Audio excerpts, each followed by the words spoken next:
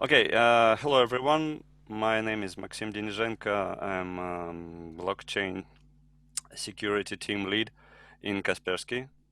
And in yesterday's demonstration, we talked about cybersecurity's importance for trust to appear in blockchain projects. Kaspersky, as you know, is a company concerned into all kinds of cybersecurity matters, and we are one of the world's leading cybersecurity vendors. And today we are going to get some useful tips on how to avoid most typical cybersecurity issues in blockchain projects. The reality is that while blockchain technology does bring about certain new cybersecurity paradigm with its inherent cryptography algorithms, it still needs to build upon traditional information security practices in enterprises and with standard stack of enterprise-grade technologies. This basically defines the threat landscape and what could go wrong with DLT. It's pretty much the same as any other traditional database or information system in enterprises. The data security mechanisms built into DLT are well designed and secure, and data on blockchain is immutable. Okay. However, encryption implemented on blockchain can protect data from corruption caused by misconfiguration or software bugs. Smart contracts can contain inconsistent or vulnerable business logic. We'll dwell into this point also later. Intruders can get access to data through targeted attacks or social engineering attacks when there is not enough or absent endpoint protection, not installed endpoint protection. And data pacing via application programming interfaces between user applications and distributed ledger can be vulnerable to spoofing and tampering when there are corporate network security breaches.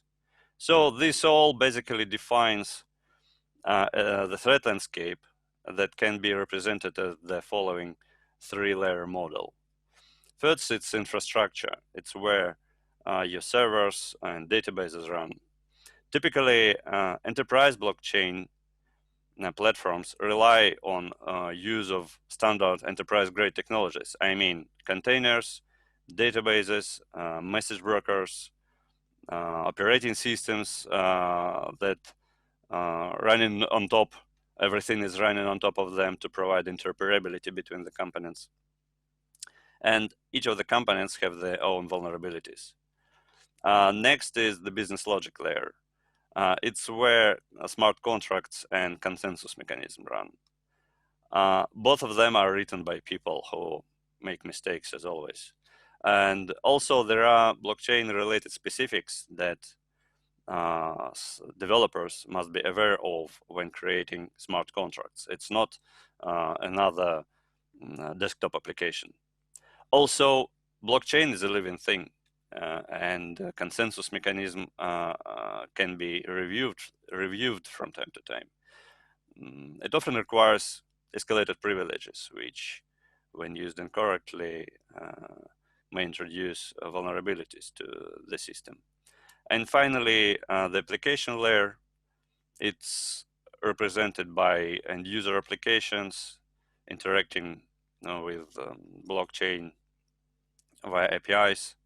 And user applications are by nature vulnerable to all kinds of human-related threats, such as phishing attacks or malware attacks, etc.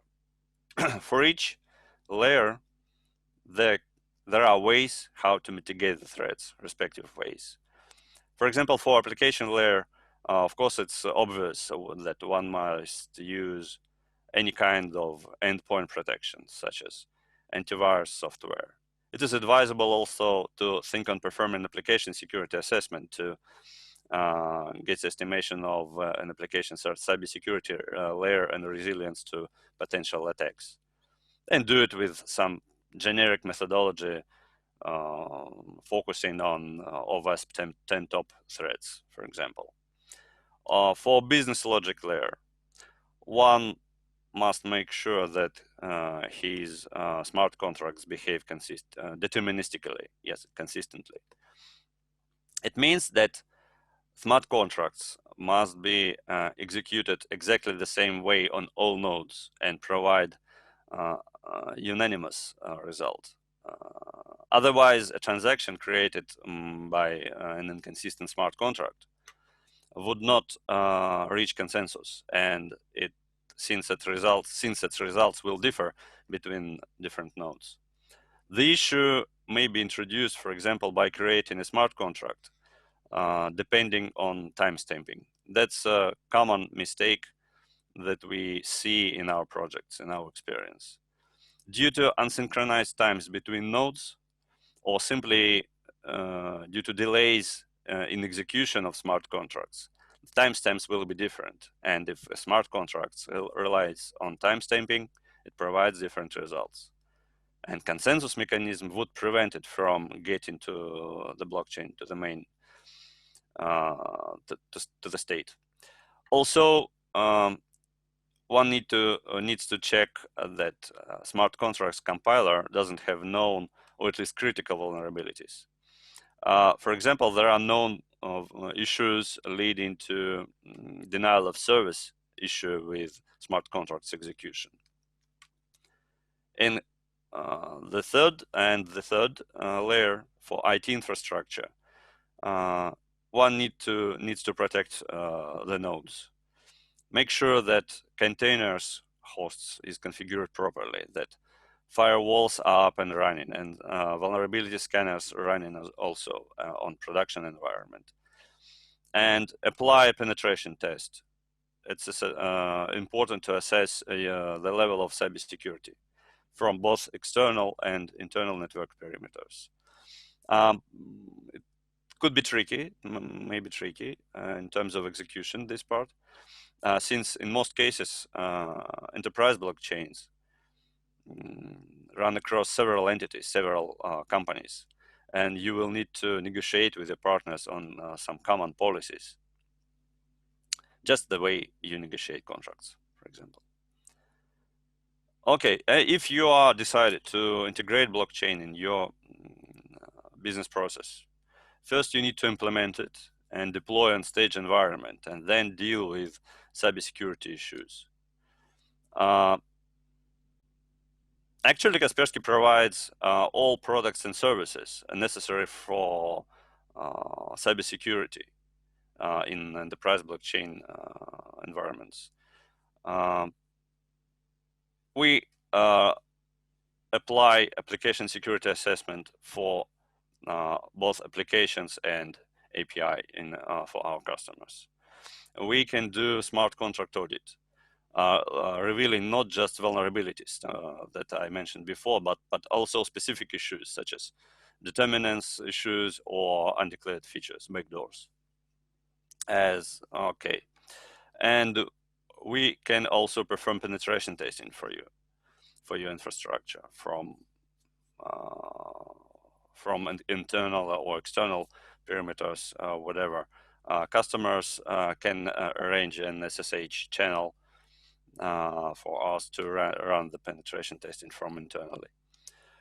And finally, we can offer endpoint protection. And of course, Kaspersky Antivirus is a very well-known product on the market. Okay, a little bit of details on what penetration testing and security assessment is about. Depending on the needs of customers or your product, you can select what kind of penetration testing makes sense to do. For some architectures, one can choose only external test or internal testing, and some of our customers go to social engineering testing, where we emulate social engineering attacks on companies, customers, companies, staff, personnel. That's an interesting job that often reveals interesting results, and we can offer also provide training for companies, people, workers to increase their cybersecurity awareness and increase eventually the company's cybersecurity layer. As for security assessment, there are three typical types of, standard types of testing: white, gray, and black box testing. Usually for blockchain projects, it's enough to perform black and gray box testing, where we emulate external attackers or a user with privilege access internally. We can, but we can also do white boxing for customers that are willing to make a thorough source code auditing for their applications. Okay, for smart contract security audit, it's advised not just do the audit to reveal vulnerabilities or behavior, but to check whether documented behavior, documented requirements for smart contracts match with what was implemented on the smart contracts actually. And that there are no undeclared features, there are no backdoors that developers may leave at the testing stage and then happily forget about them when deploying on production. And then we discover them and help customers to close the backdoors.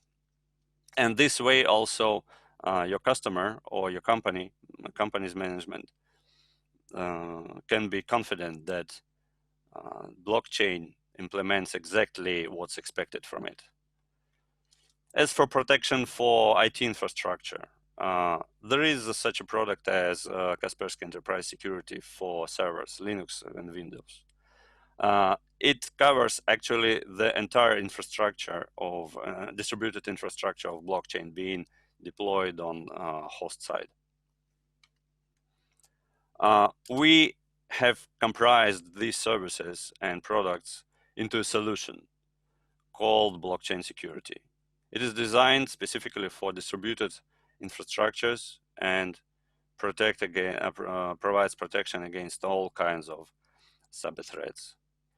What I mentioned above about application security assessment and smart contract audit and protection of IT infrastructure is all necessary to, very important to prevent potential attacks on distributed, on blockchain.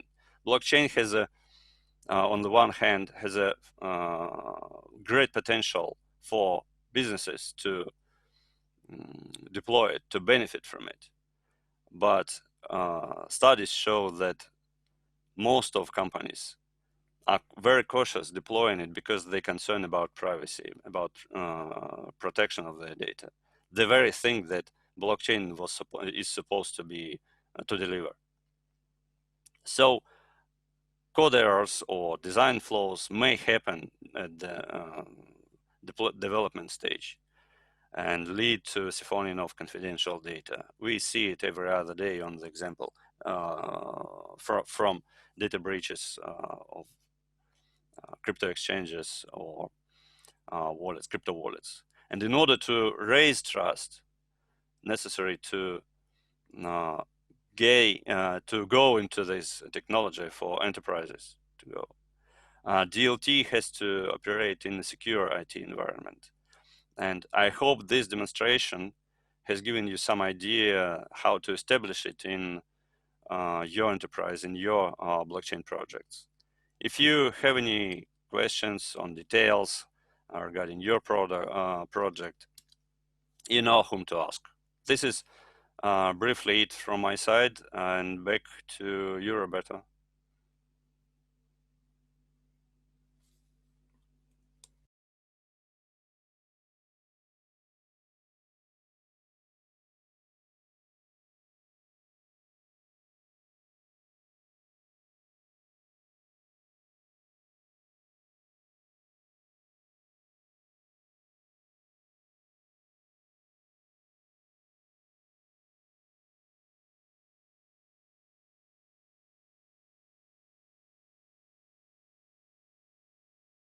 I'm not sure if the moderator can hear me. Maybe Juan is here and he can pick up the stage now.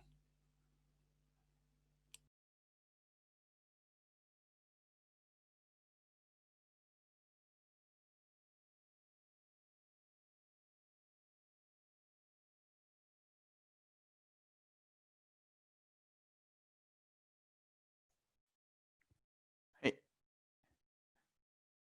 Hi, good. hi, great. Let me see. I think there is a. If there are any questions, yeah. Yeah, I see one question. Thank you, Vladimir. It says, which problem do you see as the main problem in the industry? Actually, it's a very good question. Which problem do you see as the main problem in the industry of, I guess, it's cybersecurity? That's why I'm frowning. I'm trying to decipher which industry is meant by Vladimir. Cybersecurity in blockchain. The main problem, as we see it, is that companies do not trust the technology, and it's not fair because the technology is very promising, has very good advantages, promising advantages to enterprises, because it can uh, establish trusted environment in trusted channels of data, sources of data in a mistrusted environment, which is reality. When companies had to reconcile their transactions, their operations, their payments, their deliveries, and so on. With blockchain, they would have an access to a golden record of data, which would be an ultimate truth to them. But to reach that trust, the technology need to prove itself trustful. Uh, it takes time. We see that the market of enterprise blockchain is in its infancy, I would say. And we know that many companies pilot projects, they try the technology in their business processes. We know of successful ones, but we don't know much about unsuccessful projects because, of course, big enterprises would be reluctant to disclose such kind of information.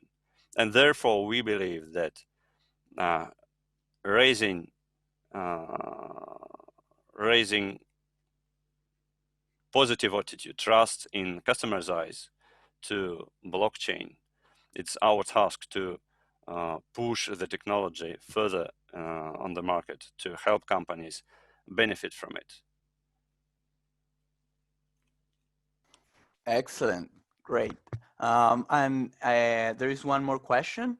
It says, do you believe that government-backed digital currencies will replace current stable coins because they are more secure? Oh, that's a very difficult question, actually. Yeah, of course, we believe in it. But whether or not it's going to happen in reality, only time will show, because governments are bound by numerous agreements and political conditions. They have to take care of big economies in countries and prosperity of the people, and that's what should be the first point of concern for them. I believe that blockchain is capable to bring prosperity to people. I personally do, and do believe in it. But how it fits government's expectations, that's only they can answer, probably. From our side, we can do whatever we can to help them see its advantages, its security, from both information security and operational security also. that it provides what's expected of it. Great. I don't know if there is any other question in the audience. Let me check in the streaming maybe.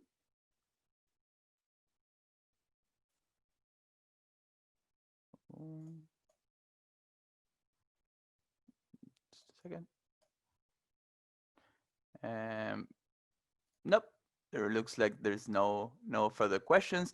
I don't know, Maxim, if you want to. I mean, first of all, thank you very much again for your participation, and thank you for sharing your knowledge. And I don't know if you want to round up with a message, a final message. Actually, I would like just to call out that we and not to be afraid of cybersecurity in blockchain. It's an enabler for your projects, not an obstacle, not a problem. If you make your project secure, you can convince your customers they will be secure.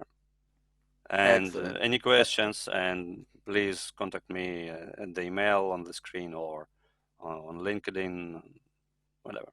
Excellent. Yeah, Kaspersky, as our main sponsor, has the booth in our hall. You can contact them there. They have a web chat where you can face to face interact with them, ask all your questions, and actually and take advantage of these professionals that are leading the industry and sharing their knowledge with our audience. So they are also in the VIP e-meeting room where you can request their business cards, and you can schedule meetings. They will be happy to interact with you. And from our side, from Blockconf, we would like to thank Maxim and Kaspersky for their support. And yeah, I think if you want, we can round it here. Yep. Excellent. Yep. Thanks, Juan. That was marvelous. Thank you.